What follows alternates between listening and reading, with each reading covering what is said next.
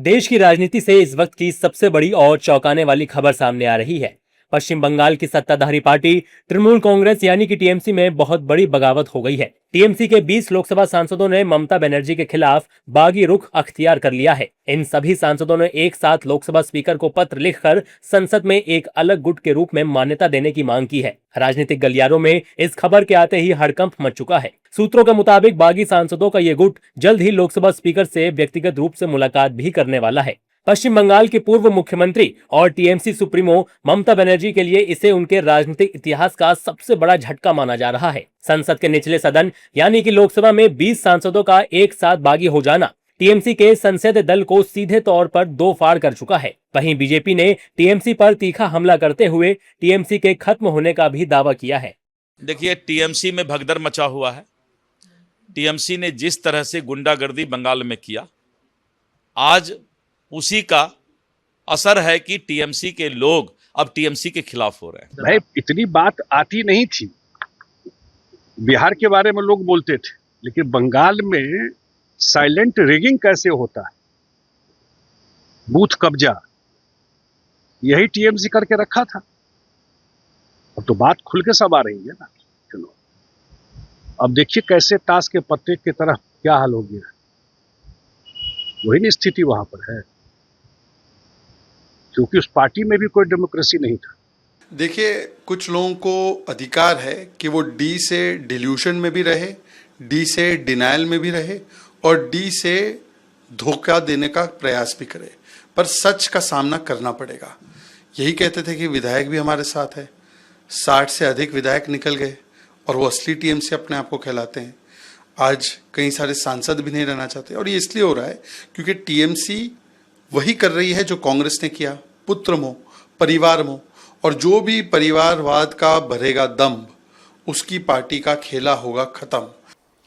देखिए, ये होना ही था। जिस तरीके से अभिषेक बनर्जी के तानाशाही पूर्ण रवैये की वजह से आंतरिक लोकतंत्र का गला घोट दिया गया था, टीएमसी में कोई सहज नहीं था। पहले विधानमंडल दल का विभाजन हुआ और इसके बाद अब जिस तरह के बड़ी संख्या में सांसदों का विद्रोह सामने आ गया है, स्पष्ट है कि अब टीएमसी आने वाले समय में ममता बनर्जी के नेतृत्व में काम करने नहीं जा रही है। बहुत गिनती के सांसद और विधायक उनकी अगुवाई में आगे जाने का मन बना रहे हैं। और ये इस खबर के फ्लैश होते ही कोलकाता में टीएमसी मुख्यालय, तृणमूल भवन और ममता बनर्जी के आवास पर आपातकालीन बैठकों का दौर शुरू हो गया है। विपक्षी दलों के नेताओं ने बीजेपी पर लोकतंत्र को खतरे में डालने का आरोप लगाया है। विपक्षी दलों के नेताओं का कहना है कि बीजेपी देश में विपक्ष नहीं चाहती है। देखिए कि सांसदों के पार्टी छोड़ने से या विधायकों के पार्टी छोड़ने से या उनका अपहरण किए जाने से, ईडी सीडी और सीबीआई के डर दिखा करके जो भारतीय जनता पार्टी टीएमसी को तोड़वा रही है, इससे टीएमसी नहीं टूटेगी। विधायकों और सांसदों के जाने से पार्टियां नहीं टूटा करती हैं, पार्टियां कार्यकर्ताओं के जाने से टूटा करती हैं।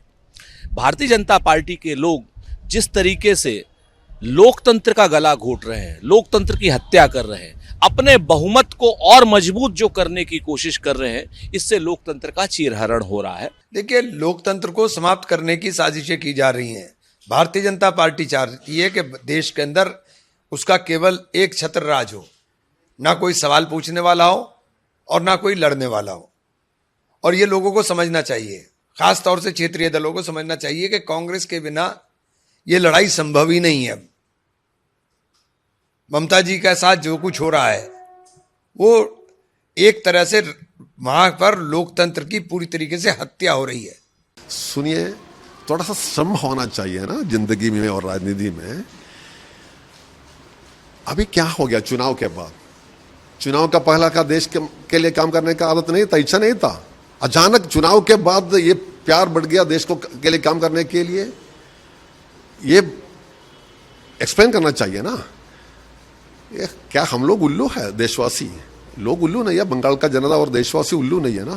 टीएमसी के बागी सांसदों के गुट ने अपने मंसूबे साफ कर दिए हैं।